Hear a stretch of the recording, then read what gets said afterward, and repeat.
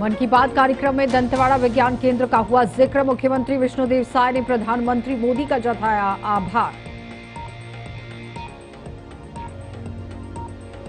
उप मुख्यमंत्री ने की पीएम की मन की बात की सराहना। कार्यक्रम को बताया समग्र समाज के उत्थान का प्रेरणा स्रोत। और छत्तीसगढ़ में राज्यसभा नामांतरण में हुआ ऐतिहासिक सुधार। भ्रष्टाचार धोखाधड़ी के मामलों में आई कमी।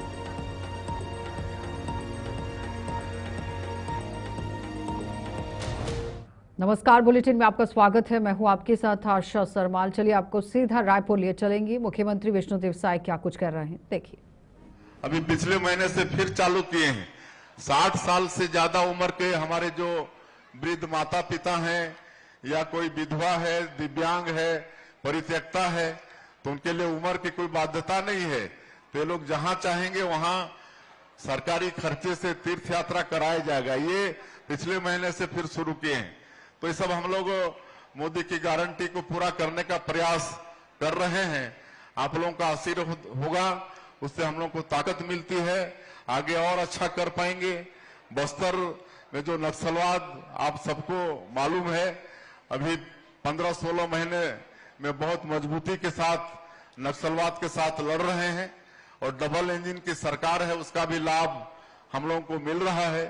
और हमारे जो देश के माननीय गृह मंत्री हैं आदरणीय अमित शाह जी, उन्होंने संकल्प कर लिया है कि आने वाला साल 31 मार्च 2026 तक पूरे देश से समूल रूप से नक्सलवाद को खत्म करना है। और अभी बहुत बड़ा ऑपरेशन चल रहा है और मुझे पूरा भरोसा है कि उनका संकल्प अवश्य पूरा होगा। उसके बाद हमारा ये छत्तीसगढ़ और तेजी से विकास करेगा, ताकि ये छत्तीसगढ़ में खनिज संपदा भरपूर है। लोहा है, कोयला है, टीन का एकमात्र हम लोग मतलब यहाँ पर पैदावार करते हैं। अकेला प्रदेश है छत्तीसगढ़। यहाँ सोना है, डायमंड है, अभी लिथियम भी मिला है। यहाँ पर लिथियम जैसा दुर्लभ पदार्थ भी यहाँ पर मिला है। तो खनिज संपदा से हमारा ये छत्तीसगढ़ भरपूर है। सैकड़ों तरह का वनोपज यहाँ पर है, उसका भी हम लोग वैल्यू एडिशन कर रहे हैं। नई उद्योग नीति लाए हैं। नई उद्योग नीति में उसका भी अध्ययन करिए। आपका ये समाज भी उद्यम के क्षेत्र में भी काफी आगे है। अभी नई उद्योग नीति लाए हैं हम लोग, उसमें बहुत अच्छी अच्छी बातें हैं। उसमें अगर 1000 करोड़ का निवेश आएगा या 1000 लोगों को अगर रोजगार देगा कोई उद्यम, तो उसको और सहूलियत देंगे। 20 स्पोक नीति उसके लिए लाए हैं। सिंगल विंडो सिस्टम लाए हैं। अब जो भी यहाँ उद्योग धंधा लगाना चाहेगा, एक जगह आवेदन लगाएगा और वहीं से उसको सारी सुविधाएं मिल जाएंगी, सारा उनका कागजात मिल जाएगा। उनको 10 जगह जाना भी नहीं पड़ेगा, समय का भी बचत होगा। अभी हम ये 2-3 महीना के अंदर में मुंबई, दिल्ली, बेंगलुरु, रायपुर, ये सब में इन्वेस्टर कनेक्ट का काम मतलब कार्यक्रम कर चुके हैं। और हमारी नई उद्योग नीति से इतने उद्यमी लोग प्रभावित हैं कि अभी 4.5 लाख करोड़ का निवेश प्रस्ताव हम लोगों को मिल चुका है। और अभी 2-3 दिन पहले मुंबई में फिर दोबारा था, तो हमको आना पड़ा था, क्योंकि अभी जो पुलवामा में नक्सली वारदात हुआ, आतंकवादी वारदात हुआ, उसमें छत्तीसगढ़ भी एक बेटा को खोया। तो उनके अंतिम यात्रा में हमको भी शामिल होना था, तो हम वो छोड़ के आ गए थे। बाद में उद्योग मंत्री उसको अटेंड किए। तो आज मन की बात कार्यक्रम में भारत के प्रधानमंत्री ने अपनी मन की बात को सामने रखा, लेकिन सबसे पहले पहलगाम की इस पूरी घटना को लेकर ही इन्हें याद किया, संवेदना व्यक्त की। नरेंद्र मोदी ने छत्तीसगढ़ राज्य के दंतेवाड़ा स्थित विज्ञान केंद्र की प्रशंसा करते हुए उसे उम्मीदों से नई किरण के रूप में प्रस्तुत किया। उन्होंने इस विज्ञान केंद्र के महत्व और योगदान को उजागर करते हुए बताया कि कैसे ये संस्थान न केवल स्थानीय समुदाय के विकास में सहायक है, बल्कि देश के युवा वैज्ञानिकों को प्रेरित करने का काम कर रहा है। इस अद्भुत पहल के लिए हम सभी की ओर से प्रधानमंत्री के प्रति आभार व्यक्त करते हैं। इस अवसर पर मुख्यमंत्री विष्णुदेव साय ने प्रदेशवासियों की ओर से प्रधानमंत्री को धन्यवाद भी दिया। छत्तीसगढ़ का सौभाग्य है कि पिछले कुछ महीनों से लगातार छत्तीसगढ़ का जिक्र कर रहे हैं। आज भी जो दंतेवाड़ा में विज्ञान केंद्र हम लोग का चल रहा है उसकी वो तारीफ किए हैं। इसके लिए माननीय प्रधानमंत्री जी को पूरे छत्तीसगढ़ की जनता के तरफ से बहुत बहुत उनका धन्यवाद, उनका आभार व्यक्त करते हैं।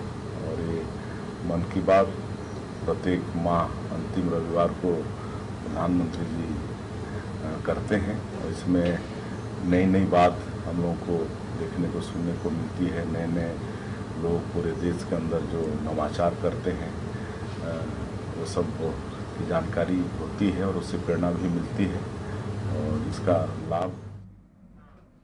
उप मुख्यमंत्री अरुण साहब ने मन की बात की 121वें संस्करण की सराहना की। उन्होंने इसे प्रेरणादायक बताते हुए कहा कि असल में ऐसे विचारों और संदेशों का संग्रह राष्ट्र को प्रेरित करने का काम करता है।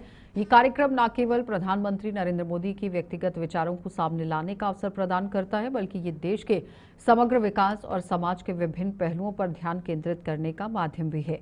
उप मुख्यमंत्री ने इस संस्करण की विशेषताओं के बारे में जानकारी देते हुए बताया कि ये संवाद आम नागरिकों के लिए उत्साह और प्रेरणा का स्रोत है। प्रधानमंत्री नरेंद्र मोदी ने यहां विशेष रूप से दंतेवाड़ा के विज्ञान केंद्र की प्रशंसा की, जिसके लिए वे उन्हें यहां पर आभार व्यक्त करते हैं। उन्होंने ये भी बताया कि उनकी सरकार के गठन के पश्चात बस्तर क्षेत्र में स्थायी शांति और विकास की दिशा में महत्वपूर्ण कदम उठाए गए हैं। क्षेत्र में सुरक्षा व्यवस्था को सुरक्षित बनाने और यहां स्थानीय लोगों के जीवन स्तर को सुधारने के लिए कई महत्वपूर्ण पहल की गई है। आज मन की बात की 121वीं भाग आज सौभाग्य से मैंने अपने अधिवक्ता साथियों के साथ सुनी। पूरे प्रदेश भर से शासकीय अधिवक्ता ये सब आए थे, उनके साथ मैंने मन की बात सुनी।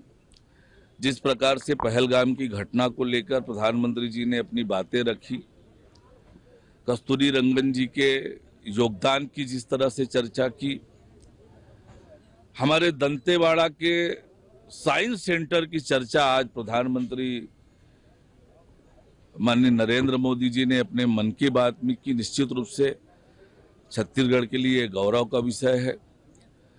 आने वाले 5 जून को विश्व पर्यावरण दिवस के अवसर पर जो जनता से उन्होंने आह्वान किया, एक पेड़ मां के नाम पर, तो ये निश्चित रूप से आज भी हमेशा की तरह मन की बात प्रेरणादायी और ज्ञानवर्धक रहा है। और निश्चित रूप से जिस प्रकार से बस्तर में हमारी सरकार बनने के बाद शांति स्थापित हो रही है और बस्तर विकास की दिशा में आगे बढ़ रहा है, नए नए विषय आ रहे हैं, चाहे बस्तर ओलंपिक का मामला हो, बस्तर पनडुब्बी किया, अब दंतेवाड़ा के हमारे साइंस सेंटर की चर्चा प्रधानमंत्री जी ने की है, तो निश्चित रूप से नक्सल उन्मूलन का अभियान जो चल रहा है उसका बड़ा असर स्पष्ट रूप से बस्तर में देखने को मिल रहा है। आज मन की बात की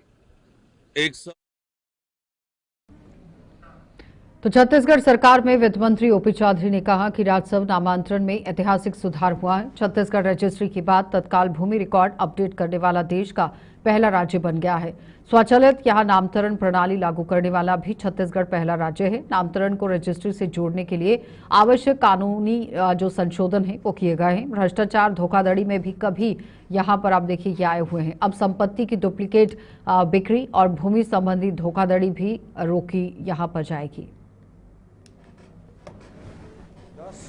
नई क्रांति, 10 नए स्टेप जमीन पंजीयन के संबंध में विभाग के द्वारा उठाया गया है।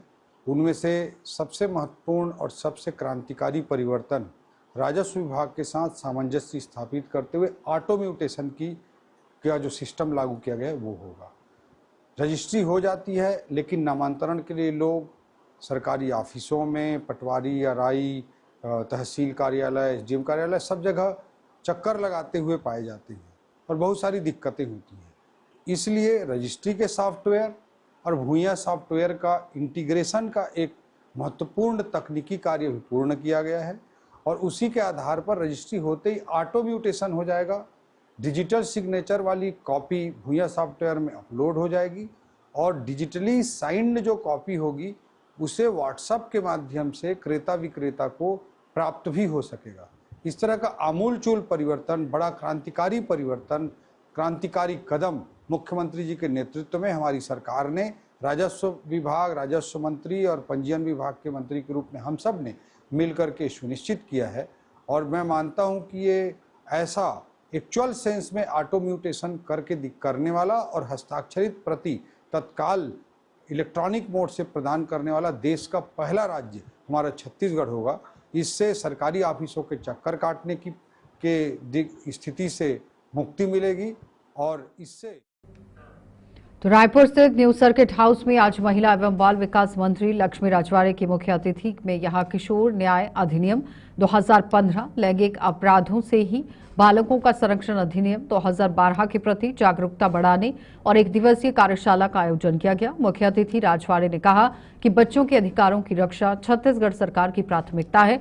बाल संरक्षण से जुड़े प्रत्येक मामले में संवेदनशीलता और त्वरित कार्यवाही बेहद आवश्यक है। संबंधित विभाग समन्वय के साथ लंबित प्रकरणों का शीघ्र निवारण करें। उन्होंने कहा कि सभी मामलों को गंभीरता से लें ताकि जो बच्चे बाल सुधार गृह और अन्य स्थानों पर हैं उन्हें पुनः अपराध न करें। और राजवाड़े ने सभी को बाल विवाह रोकने के लिए शपथ भी दिलवाई।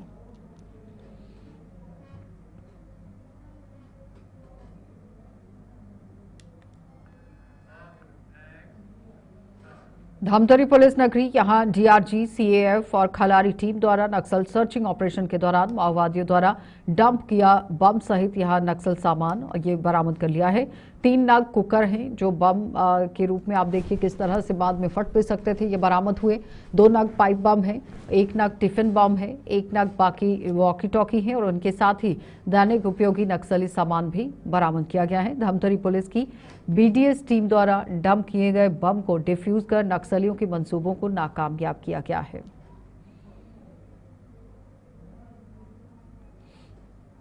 मुखबिर से सूचना प्राप्त हुई कि चमेदा कालेभाट जंगल क्षेत्र में नक्सलियों की उपस्थिति बनी हुई है, जिसकी तहकीकी के बाद 26 अप्रैल 2025 को श्रीमान पुलिस अधीक्षक महोदय धमतरी के आदेशानुसार फोर्स को सर्चिंग गश्त के लिए रवाना किया गया, जिसमें डीआरजी नगरी और सीएफ खल्लारी शामिल थे।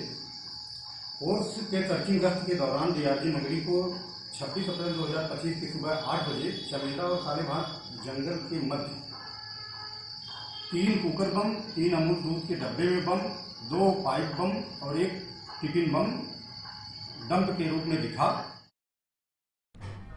पुलिस अधीक्षक राजनांदगांव मोहित गर्ग के निर्देशन में अतिरिक्त पुलिस अधीक्षक राहुल देव शर्मा के मार्गदर्शन में जिले में हो रही चोरी आदि की घटना की रोकथाम के लिए अभियान के तहत यहां पर बांग्लादेशी और अन्य बाहरी मुसाफिरों को चेक भी किया जा रहा है। अभियान चलाया गया है, साथ ही संदिग्ध किराएदारों की भी चेकिंग की जा रही है। थाना वसंतपुर पुलिस द्वारा अभिनंदन Galaxy apartment, Indira Nagar area, ISKCON वाटिका, पैनाका चौक, उत्सव अपार्टमेंट, बसंतपुर रोड में जाकर लगभग 60 लोगों से पूछताछ की गई, जिसमें कोई भी बांग्लादेशी व्यक्ति नहीं पाया गया।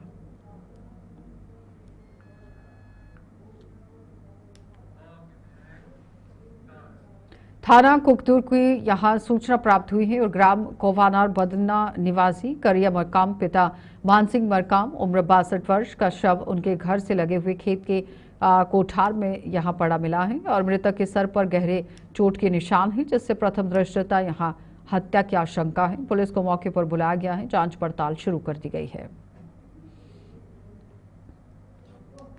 दिनांक 19/4/2025 को सूचना मिली कि ग्राम कोवानार में एक व्यक्ति की लाश पड़ी हुई मिली है। सूचना की तस्दीकी पर तत्काल थाना प्रभारी अपनी टीम के साथ घटनास्थल पहुंचे।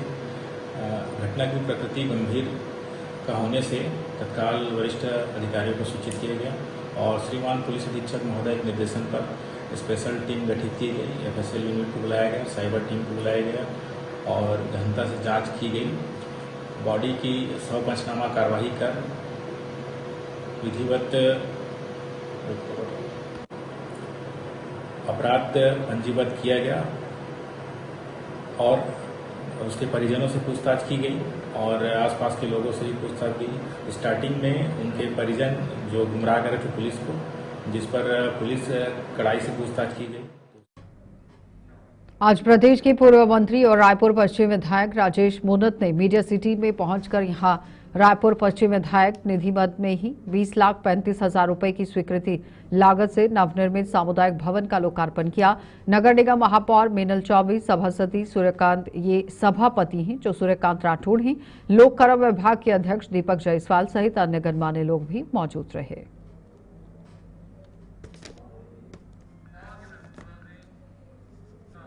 चलिए बुलेटिन में इतना ही, इजाजत दीजिए। नमस्कार।